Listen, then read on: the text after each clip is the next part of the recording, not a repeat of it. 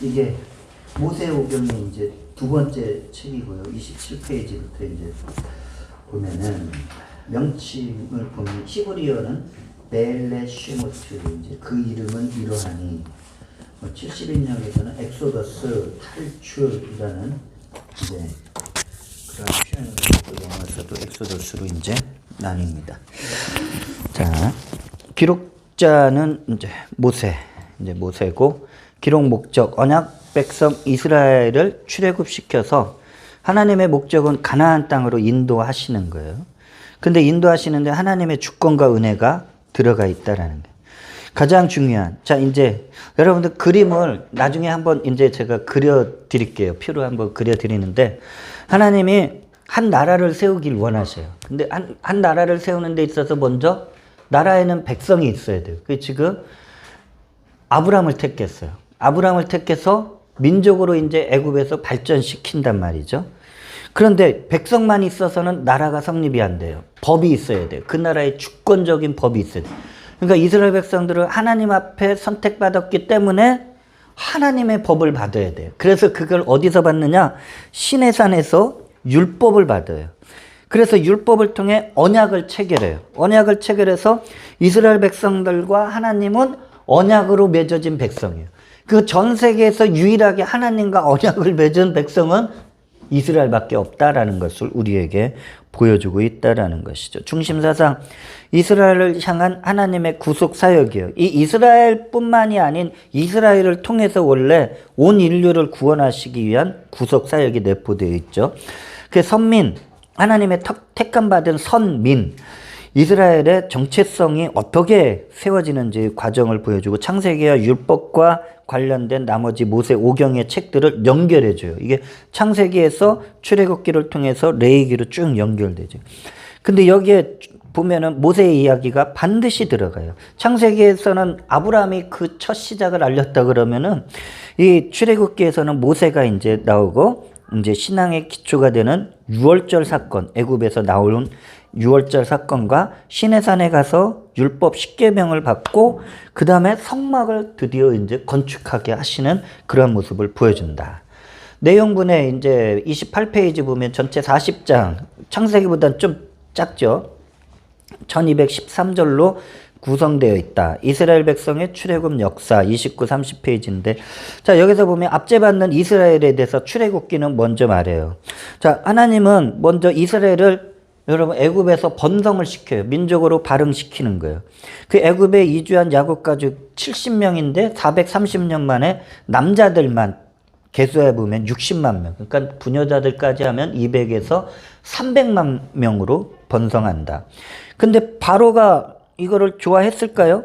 좋아하지 않아요. 이스라엘의 번성은 하나님의 복을 받은 백성이기 때문에 하나님의 복을 받은 백성으로서의 생육하고 번성하는 그 복이 들어가 있어요. 근데 바로는 그렇게 생각하지 않아요. 이스라엘이 번성하니까 애굽을 위협하는 그러한 존재로 생각하고서 노예로 삼아버려요. 그래서 노예로 삼아서 심한 노동을 시켜버려요. 학대를 시키는 거예요. 이게 어느 정도냐? 노동을 시켜도 자고 나면 일어나서 애를 낳는 거예요. 이 유대인들이. 그러니까 이게 안 되겠어요. 그래서 끝내는 죽여야겠다. 그래서 남자아이들을 태어나면 죽이라고 산파들한테 이제 사례를 지시했는데, 산파들이 낳기도 전에 낳았어요. 죽일 수가 없었어요. 그러니까 나일강에 이제는 남자아이들을 던져버리라고 했어요. 여러분, 그렇기 때문에 애굽은, 여러분 창세기에서 바벨탑 사건 기억하시죠? 인간의 교만, 인류의 교만, 하나님을 대적했었던 일인데, 그 바벨탑 사건보다도 애굽은 하나님을 더 대적하는 죄악의 도시였다라는 것을 보여주고 있다라는 것이에요. 자, 그 다음에 이제 30페이지 가면 출애굽의 이제 역사가 나오는데, 먼저 모세의 성장과 과정과 배경이 나요. 모세는 이스라엘의 야곱의 레이 사람, 그러니까 레이 지파로 구분되는데 레이 지파로 태어났어요. 그런데 바로가 남자애들 다 죽여버리라 그러니까 갈대상자에 태워져서 나일강에 버려져요. 근데 그거를 바로의 딸 공주가 이제 보고서 건져내요. 그리고 그 공주가 젖이 안 나오니까 유모를 구하는데 모세의 어머니가 또 유모로 왕궁에 들어가서 성장하게 돼요. 그러니까 엄마를 통해서는 신앙교육이 들어가요. 바로의 딸을 통해서는 왕궁에서는 세상교육이 들어가요. 모세는 두 가지 교육을 다 받으면서 이제 성장하게 된다는. 그가 이제 40세가 되었어요. 장성했어요. 압제받는 이스라엘 백성들을 구원하고자 했어요. 그는 차세대 왕을 이제 왕의 자리에 앉을 그러한 인물이었어요. 애굽에서. 그런데 그가 자기 동족이 너무 심하게 학대받으니까 애굽 사람 한 명을 살해했는데 애굽의 소문이 다 퍼졌어요. 바로에까지 들려졌어요. 그래서 미디안 광야로 도피하게 되고, 여러분 미디안 광야의 도피는 바로 광야 40년 동안 연단의 과정에 들어간다. 40년이 지났어요. 나이 80이 됐어요.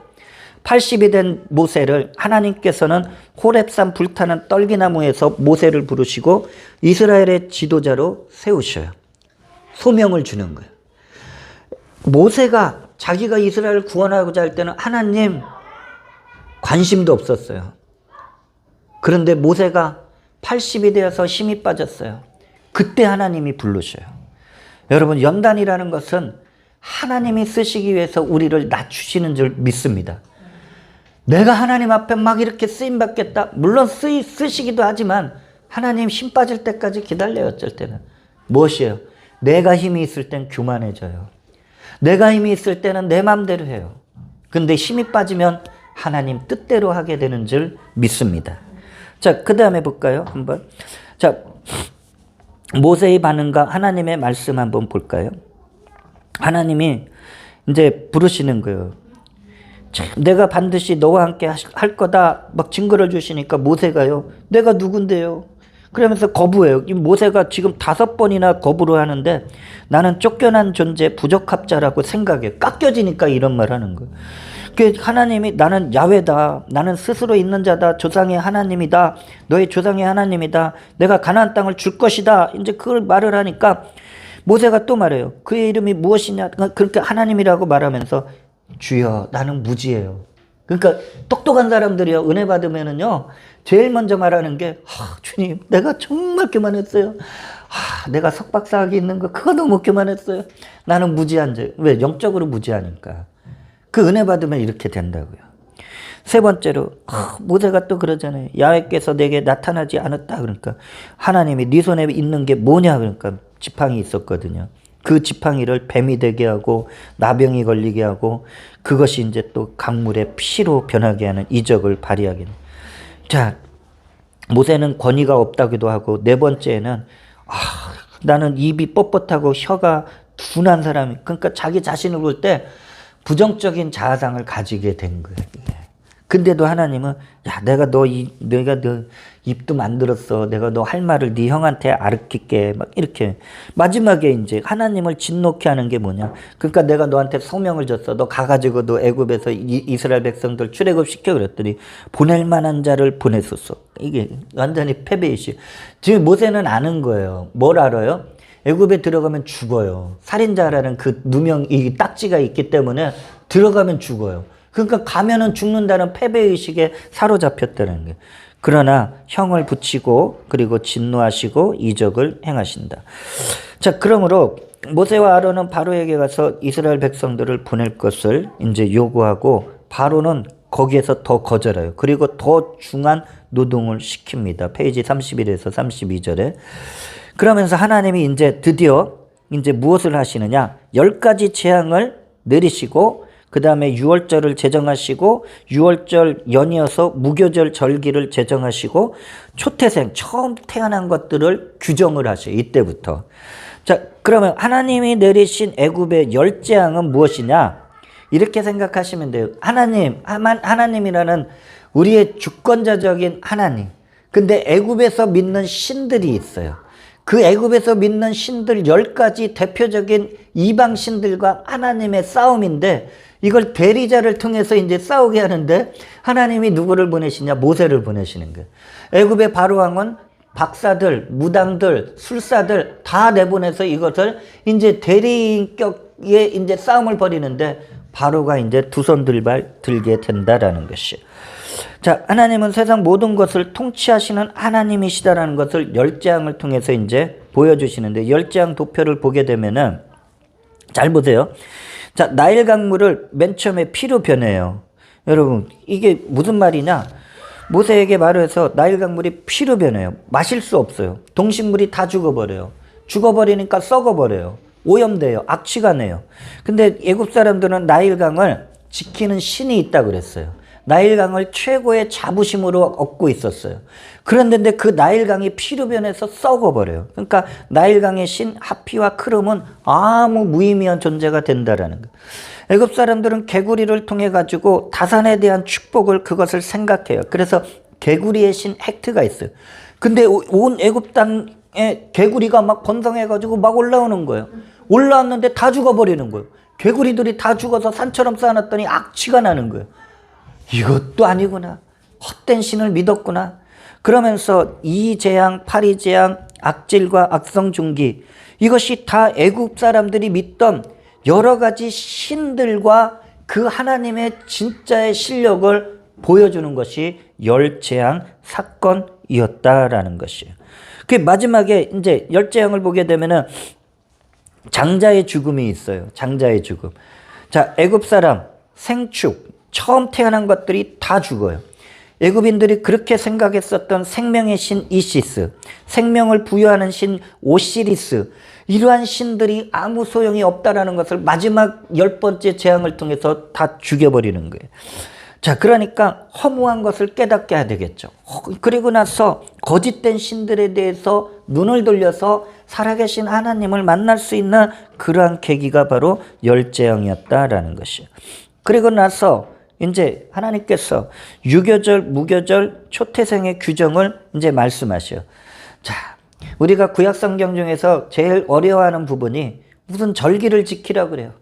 그래서 무슨 제사를 지켜야 되는데 구약에 5대 제사가 있고 막 그 제사에는 여러 가지 제사법이 있어요. 근데 그게 예배와 관련돼서 해석이 되면은요, 구약의 절기와 예배는요, 우리에게 엄청난 은혜를 줘요. 자, 유월절. 자, 이 유월절은 무엇이냐?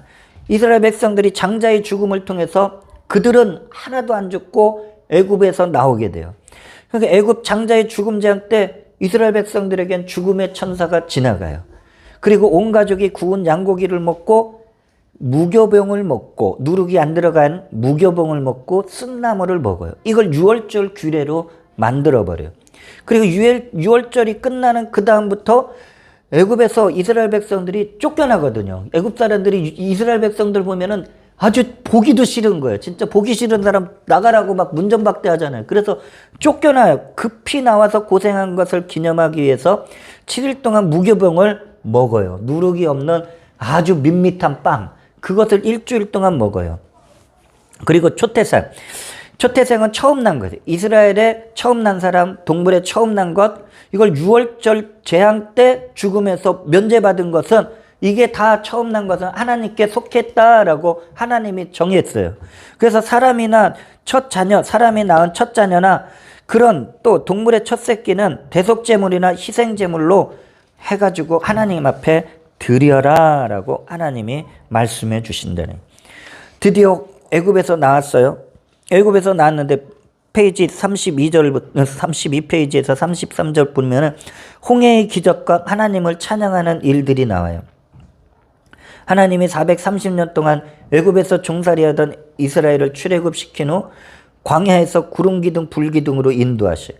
근데 바로왕이 자기들이 어떻게 해서든지 노동력을 착취했었던 이스라엘 백성들이 가는 거를 마지막에 다시 또 잡기 위해서 병거와 군대를 이끌고 홍해로 쫓아와요. 자, 이랬을 때 모세가 하나님 말씀에 순종해서 지팡이를 홍해로 내밀자 홍해바다가 하나님께서 동풍을 발아서 갈라지고 홍해바다가 좌우에 벽이 돼가지고 마른 땅을 건너가요. 바로의 군대도 자기들도 그 땅을 걸어갈 수 있을 것이다 생각했어요. 여러분, 이스라엘 백성들은 하나님이 택한 백성이고 애굽 백성들은 하나님이 택한 백성들이 아니에요. 그런데 그들도 그 길을 뒤따랐지만 홍해바다가 다시 덮이면서 홍해바다에서 완전히 수장되어 멸망당했다라는 거예요. 그 모세와 미리암과 온 이스라엘 백성들이 홍해바다를 건넌 후에 하나님을 찬양해요. 하나님, 승리의 하나님, 구원의 하나님을 막 찬양하는 것이 이제 15장에서 이제 나타나게 되는 것을 보게 됩니다. 이제 두 번째, 이제 광야 생활이 본격적으로 시작돼요. 페이지 33에서 34페이지. 광야 생활을 통해서 하나님은 어디로 인도하냐? 이스라엘 백성들은 시내산으로 부르시고 시내산에서 드디어 언약을 맺으셔요. 법을 주시고서 언약을 맺으셔요.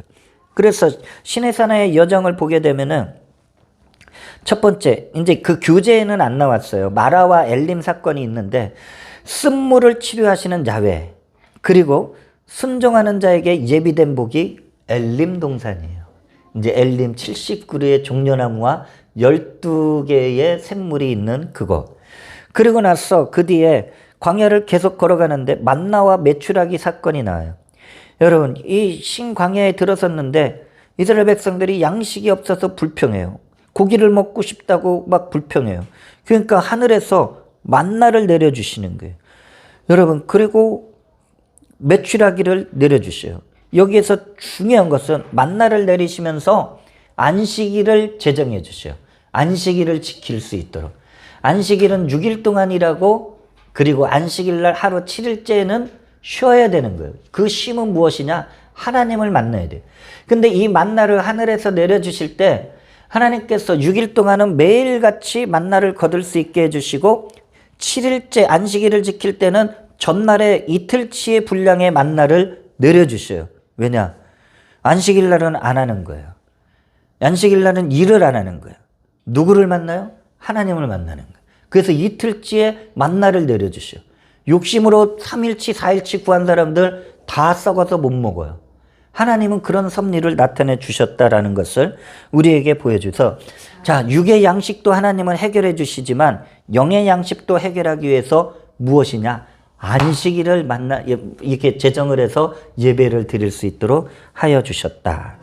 그런데 이스라엘 백성들이요, 르비딤에 도착해서 엄청난 사건을 일으켜요. 물이 없어요. 불평하니까 하나님께서 반석을 쳐서 물이 나오라고요. 근데 여러분, 물이 없다고 불평을 해요. 그 뒤에 여러분, 불평했는데 무슨 일이 있느냐? 아말렉과 처음으로 광야에서 전쟁을 벌이게 돼요. 이 전쟁이 무엇이에요? 왜 전쟁이 벌어졌을까? 왜 대적이 쫓아왔을까? 여러분, 불평하는 자에게 그 뒤에 아말렉과 같은 무시무시한 대적이 우리를 넘어뜨리기 위해서 온다라는 것을 잊지 마시기를 바랍니다. 그랬을 때 모세와 아론과 훌은 산에서 기도하고 여호수아는 전쟁에 나가서 승리하며 야훼 니시, 하나님은 우리에게 승리를 주시는 하나님이심을 말씀합니다. 그리고 나서 모세의 장인이었던 이드로가 방문해서 모세가 혼자 재판하는 것을 보고서, 아유, 모세야, 너 혼자 일하지 마. 제발 좀 조직을 좀 구성해. 그래서 참 여러 부류의 사람들을, 재판장들을 세워가지고 큰 일은 모세가, 작은 일, 중간 일들은 백성들이 이것을 할 수 있도록 조직을 제안을 하게 되는 것을 보게 됩니다. 그 다음에 자, 시내산 이제 언약이 나와요. 시내산에 도착해서 시내산에서 생활하는데 페이지 34, 35절에 하나님은, 여러분, 우리가 하나님을 어떻게 만날 수 있을까요? 하나님 기도하다 보면 내가 하나님이야 이렇게 형상으로 보여주지 않아요. 하나님은 말씀을 통해서 우리를 만나주시는 줄 믿습니다. 그러니까 이 살아있는 말씀을 만나면은 하나님을 만나는 거예요. 그 하나님이 이제 시내산에서 무엇을 주시냐? 십계명을 줘요. 이 십계명은 우리한테 구속하시기 위해서, 우리를 억압하기 위해서 십계명을 주는 게 아니고 하나님의 백성들에게 복된 삶의 원칙이 무엇인지 십계명을 통해서 보여준다는 거예요. 그래서 1부터 4계명은 하나님과의 관계, 5에서 10계명은 이웃과의 관계. 예수님은 이 십계명을 또 두 가지로 줄여서 하나님 사랑, 이웃 사랑이라고 해요. 그 도표를 보게 되면은 하나님 사랑은 1부터 4까지예요. 다른 신들 두면 안 돼. 우상 만들면 안 돼. 여러분, 하나님의 이름을 망령되이 부릅니다. 하나님의 이름으로 절대로 뭘 하겠다 이렇게 하면 안 돼요. 안식일을 거룩하게 지키라. 그리고 나서 이웃사랑은 부모부터 시작해요. 여러분, 참 신기하죠? 이웃사랑의 가장 첫 번째가 어디예요? 부모부터 가는 거예요. 부모부터. 왜? 효를 실천하는 것이 중요하기 때문에. 그 다음부터 생명과 성적인 그런 성결함을 알기 위해서 살인하지 말라, 간음하지 말라, 도둑질하지 말라, 이웃에게 거짓 증거, 정직하고 진실하게 살라, 이웃의 집을 탐내지 말라, 이웃을 존중하고 그리고 내가 있는 것을 자족하는 삶을 살아라 라고 말씀하고 있어요. 이제 율법을 수여해요. 하나님은 이스라엘 백성들과 계약을 체결해서 율법 수여로 이제는 떨어질래야 떨어질 수 없는 관계. 결혼식이 뭐예요? 결혼식은요, 이게 혼인선언문이 딱 낭독됐을 때 이제 떨어질래야 떨어질 수가 없어요. 이제 부부는 떨어질래야 떨어질 수가 없어요. 이스라엘과 하나님의 이 계약은 혼인신고나 마찬가지였다라는 게. 신에서는 언약으로 하나님의 백성으로서의 신앙 공동체가 이제 딱 세워지고 법을 받았어요. 그리고 21장부터 23절의 율법은 십계명을 기초로 삶의 실질적인 규범을 알려준다. 그리고 나서 하나님의 섭리를 기억하라고 이스라엘 백성들한테 1년에 세 차례 꼭 이때 절기는 와서 하나님을 예배하라라고 말씀을 알려줘요. 그것이 무엇이냐? 3대 절기. 이스라엘 백성들이 꼭 지키는 거예요. 우리는 이거 너무 지키면 안 돼요. 이거 구약을 너무, 이거를 구약만 맹신하면 안 되는 거예요. 이스라엘, 이제 뭘 주셨는지, 유월절을 줬어요. 유월절 하루인데 무교절이 일주일 동안 같이 들어가요. 이건 출애굽, 노예에서 해방된 것을 기념하여. 근데 영적인 의미는 예수님이 죽으심으로써 우리가 죄에서 해방된 것을 보여주고. 자, 또 하나의 절기는 칠칠절, 맥추절, 오순절이라고 해요. 세 가지 의미가 다 똑같은 의미인데 초실절로부터 50일째 이 칠칠절 오순절이 들어와요. 자, 초실절은 첫 보리가 이제 하나님 앞에 드려졌는데 50일 때는 밀을 추수해요. 이때 영적인 의미는 성령 강림, 오순절 성령 강림이 임했어요. 마지막에는 수장절, 장막절, 초막절이라고 그랬는데, 자, 이것은 일주일 동안 지내는데 광야에서 고생하며 지냈었던 것을 기념하라. 무엇이냐? 이때가 끝날 때 우리는 천년왕국, 영적인 가나안 땅 천국에 들어가게 되는 줄 믿습니다. 그리고 나서 하나님께서 이제 분명히 말씀하시는데 무엇이냐? 성막 건축을 계시해 주시죠. 페이지 37페이지 보면은 성막 건축에 대해서 상당히 많은 장이 할애가 되어 있어요. 25장부터 31장까지 할애가 되어 있는데, 자, 성막을 왜 지으랬을까? 여러분, 성막은 하나님이 이스라엘 백성들과 지금 현재 함께하고 있다라는 그것을 나타내는 것이 성막이었다라는 것이에요. 그래서 하나님을 만나려면 하나님께 나가야 되는데 만날 장소가 어딘지 모르면 어떻게 해요? 근데 이스라엘 백성들은 만날 장소가 어디예요? 성막을 가면 되는 거였어요. 성막을 가서 하나님을 만나면 되는 거였다라는 거죠. 그래서 거기 성막을 중심으로 각종 제사, 예배를 통해 하나님과 거룩한 교제를 이루었다. 하나님과의 교제는 언약 백성으로서의 내가 지금 축복의 삶을 살고 있다라는 것을 증거하는 거예요. 그러니까 예배는 무엇이에요? 예배는 내가 그냥 오늘 시간이 돼서 하나님 예배하는 게 아니라 내가 이 예배를 통해서 하나님과 나 사이에 예수 그리스도 안에서 맺어진 언약이 오늘도 유효하다라는 것을 우리는 예배를 통해서 증거하고 있는 줄 믿습니다. 하나님과의 그 놀라운 은혜가, 자, 성막은 그래서 오늘날 구속사적으로 예수 그리스도를 상징하는데, 여러분, 이 성막 평면도 도표를 보면은 좀 안 보일 수도 있지만, 자, 이거는 인터넷에 보면 아주 이게 많이 나와 있어요. 여러 가지로 나와 있는데, 성막은 임시로 지은 텐트예요. 그러니까 조립식이에요. 걷었다가 설치했다, 걷었다가 설치했다 이동하기 위해서 지은 거예요. 근데 출입문은 단 동쪽에 하나 있어요. 다른 데는 출입문 하나도 없어요. 출입문을 통해서 번제단을 거쳐서 물두멍에서 물을 씻어야 되고, 그 다음에 성소와 지성소로 이제 내부의 구조가 이루어져 있다라는 것이에요. 이 부분을 통해 가지고 우리는 예수 그리스도 구원의 문을 통해서 들어갔어. 번제단에서 죄를 해하고, 물두멍 말씀을 통해서 깨끗하게 하고, 그 안에 들어가서 금초대와 턱상과 금연당을 통해서 하나님 앞에 나아가게 되고, 지성소까지 들어갔을 때 그 법궤에서 속죄소에서 예수 그리스도의 십자가의 보혈의 능력을 우리는 바라보게 되는 줄 믿습니다. 자, 성막의 배치를 한번 또 함께 보길 원합니다. 성막은 세 가지로 구분할 수 있어요. 첫 번째, 성막 뜰이 있어요. 성막을 세우기 위한 뜰, 울타리 이제 동편문을 통해서. 그 다음에 성소는 진설병, 이게 떡상이라고 하는데 12지파에 떡 하나씩 해가지고 안식일마다 바꿔요. 등잔대는 불을 비추고, 분향단은 아름다운 향을 매일 태워서 하나님 앞에 올려요. 지성소는 휘장으로 딱 막아놨어요. 아무나 못 들어가요. 그래서 그 안에는 증거계, 법궤라는 것이 있고 덕궤가 있어요. 속죄소가 있어요. 거기에 예수님의 십자가의 속죄가 이제 들어가 있다라는, 그 안에는 돌판이 있고 아론의 쌍난 지팡이와 만나 항아리가 들어있다라는 거예요. 자, 그러면 여러분 한번 생각해 봅시다. 이제 성막이 이제 준비돼요. 그런데 성막에서 그러면 하나님 앞에 제사를 드려야 되는데 제사를 지내려면 누군가가 중재자가 있어야 돼요. 그게 누구예요? 대제사장이 필요하대. 그 제사장 직분 위임식을 중간에 이제 딱 넣어요. 레위 자손의 아론과 그의 아들들만 대제사장의 직분을 받을 수가 있어요. 다른 지파, 다른 사람들도 안 돼요. 제사장들은 하나님과 이스라엘 백성 사이에 상호 대표성을 가져요. 중재 역할을 한다라는 거죠. 그 제사를 위한 기타 사항에 제사에 필요한 분향단과 속정과 물두멍과 관유, 그 다음에 향의 규정을 만들어요. 이게 제사장이 이거를 분명히 하나하나 해결해 줘야 되는 거예요. 그러면 이 성막을 누구를 통해서 만드느냐? 부살랄과 오홀리압에게 성막과 그에 따른 여러 가지 기구와 물건들을 제작하게 해요. 그리고 나서 중요한 거, 안식일을 준수하라. 오늘날의 주일을 준수하라. 하나님과 영원한 언약 백성임을 증거하고 있다라는 거예요. 근데 출애굽기에서 가장 안타까운 사건이 하나 발생하죠. 그것이 금송아지 사건인데 32장에서 34장에 우상 숭배와 언약을 파기해요.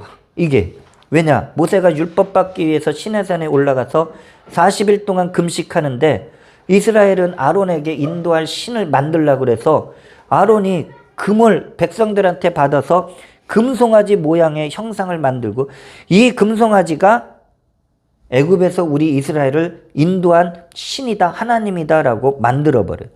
그래서 하나님이 진노하셔요. 모세는 중보기도해요. 그 이스라엘에 범죄하니까 하나님께서 진노하시고 이스라엘 백성들을 광야에서 다 죽이기로 했어요. 근데 모세가 중재하는 거예요. 하나님 이러면 안 돼요. 애굽 사람들이 조롱할 것이고 조상들과의 언약을 왜 안 지키시냐고 모세가 여기서 중보기도하는 거예요. 하나님이 그걸 돌이키셔요.